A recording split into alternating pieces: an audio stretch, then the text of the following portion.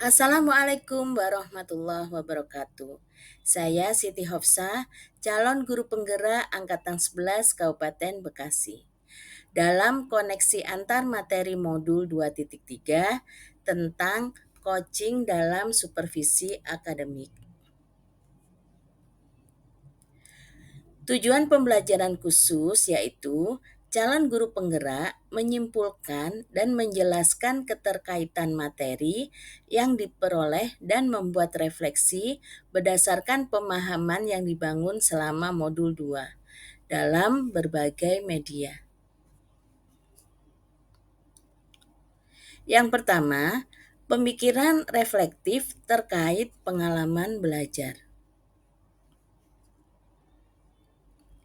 Pengalaman atau materi pembelajaran yang baru saja diperoleh, yaitu dalam modul 2.3 ini, saya mempelajari tentang supervisi akademik yang bertujuan untuk mengembangkan kompetensi diri dalam setiap pendidik di sekolah. Pendekatan yang digunakan adalah coaching yang memiliki 3 prinsip, yaitu kemitraan, proses kreatif, dan memaksimalkan potensi. Kompetensi inti coaching yang harus dimiliki diantaranya kehadiran penuh atau presence, mendengarkan aktif, dan mengajukan pertanyaan berbobot. Percakapan berbasis coaching menggunakan alur Tirta, yaitu tujuan, identifikasi, rencana aksi, tanggung jawab. Terdapat 3 tahapan dalam supervisi akademik, yaitu pra-observasi atau perencanaan, observasi atau pelaksanaan, dan pasca observasi atau tindak lanjut. Emosi-emosi yang dirasakan terkait pengalaman belajar. Yang pertama, saya merasa cemas. Sebelum mengetahui isi materi dalam modul ini, saya sedikit cemas karena khawatir tidak mampu dalam memahami dan mengoptimalkannya. Yang kedua, saya merasa gembira. Saya merasa gembira saat mampu melakukan praktek coaching bersama rekan calon guru penggerak dalam ruang kolaborasi dan demonstrasi kontekstual. Yang ketiga, saya merasa optimis. Saya optimis untuk mampu mengaplikasikannya di sekolah tempat saya mengajar.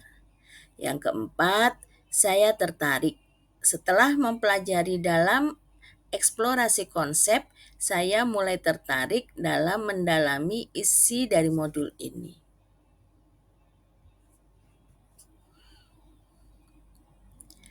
Apa yang sudah baik terkait dengan keterlibatan diri dalam proses belajar? Saya mampu berkolaborasi dengan rekan sesama calon guru penggerak saat mempraktekkan proses coaching Tirta dan sesuai dengan prinsip coaching dalam ruang kolaborasi dan demonstrasi kontekstual, baik berperan sebagai coach, coachee, maupun sebagai pengamat atau observer. Berikut adalah foto pada saat kami melaksanakan praktek demonstrasi dan ruang kolaborasi. Apa yang perlu diperbaiki terkait dengan keterlibatan diri dalam proses belajar? Yang perlu diperbaiki adalah kemampuan dalam mengajukan pertanyaan berbobot agar dapat menggali informasi permasalahan pada diri coachee, sehingga dapat menemukan solusi atas permasalahan yang dihadapi. Keterkaitan terhadap kompetensi dan kematangan diri pribadi. Setelah saya mempelajari modul 2.3 tentang coaching dalam supervisi akademik, komitmen saya mulai berkembang ditandai dengan mampu mempraktekkan proses coaching menggunakan alur Tirta, baik dengan coach, coachee, dan pengamat.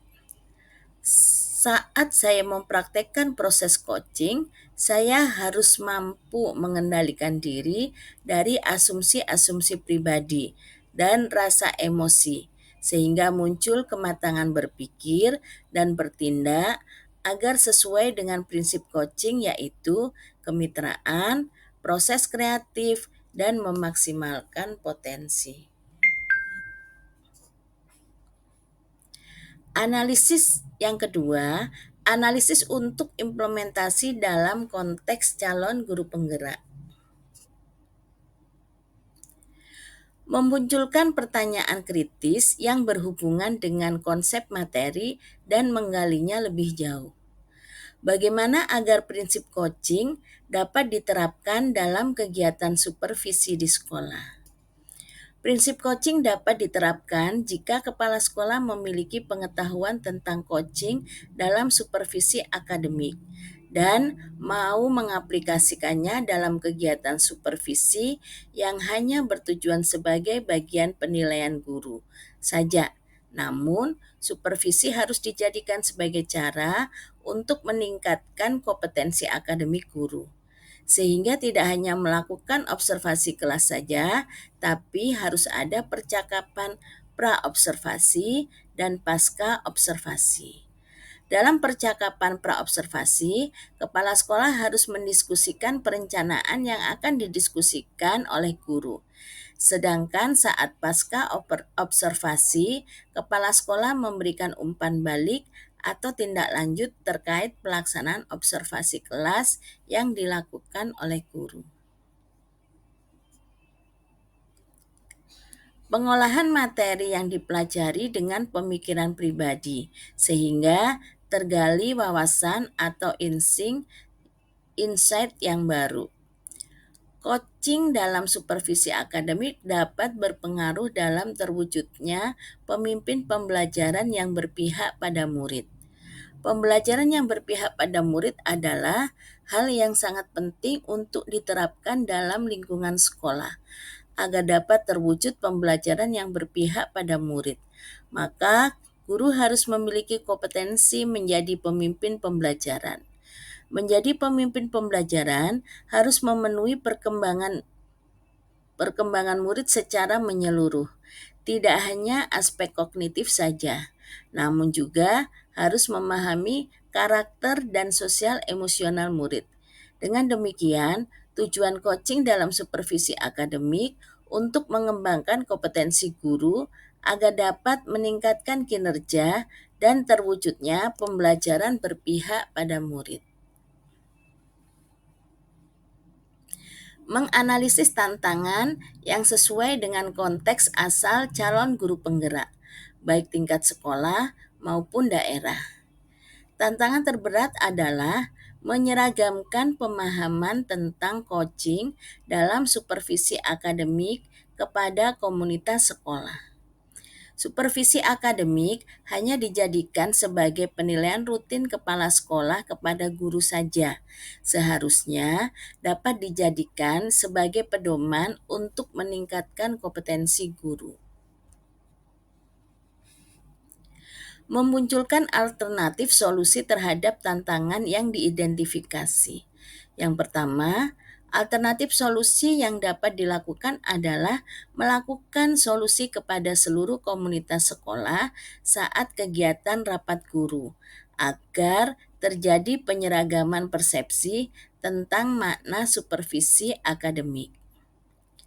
Yang kedua, solusi selanjutnya adalah dengan memberikan contoh praktik coaching dalam supervisi akademik melalui berbagai media informasi digital yang dapat diakses oleh seluruh komunitas sekolah. Kegiatan ketiga yaitu membuat keterhubungan. Pengalaman masa lalu. Saya pernah disupervisi oleh kepala sekolah dan pengawas sekolah. Namun kegiatan supervisi tersebut hanyalah sebatas menjalankan kewajiban saja, tanpa mengetahui makna supervisi yang sebenarnya.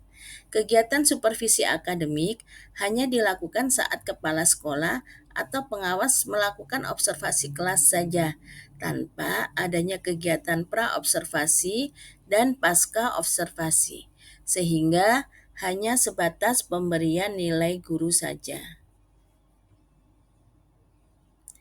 Penerapan di masa mendatang. Ke depan kegiatan supervisi ini harus dijadikan salah satu bagian dalam peningkatan kompetensi guru dalam bidang akademik dengan menggunakan prinsip coaching, yaitu kemitraan, proses kreatif, dan memaksimalkan potensi. Konsep atau praktik baik yang dilakukan dari modul lain yang telah dipelajari. Modul 2.1. Dalam pembelajaran diferensiasi, murid dikelompokkan berdasarkan kebutuhan belajarnya agar dapat memaksimalkan potensi koci agar dapat menemukan sendiri solusi atas permasalahan yang dihadapi.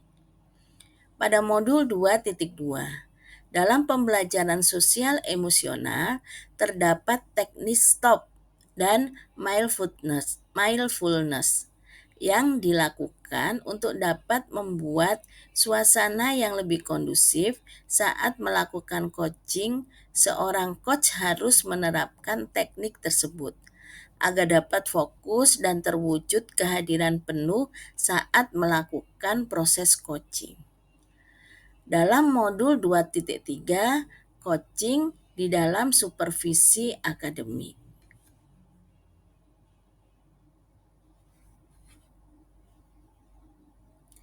Informasi yang didapat dari orang tua atau sumber lain di luar bahan ajar pendidikan guru penggerak, yaitu faktor utama pelaksanaan supervisi akademik oleh kepala sekolah. Kesadaran kepala sekolah akan kompetensi supervisi yang harus dijadikan semangat dan dukungan oleh para guru. Coaching yang dilakukan oleh kepala sekolah akan memberikan pengaruh pada proses pembelajaran. Suasana kebersamaan sekolah yang mendukung bisa dijadikan sebagai sarana untuk membangun kinerja lebih maksimal dan kegiatan supervisi akan berjalan dengan nyaman. Hal ini saya akses dari Putra Aditya Dwi, penerapan coaching untuk menerapkan kompetensi kepala sekolah dalam supervisi akademik pada hari Kamis tanggal 2 Oktober 2024 melalui website tugas akhir Dwi Putra Aditya.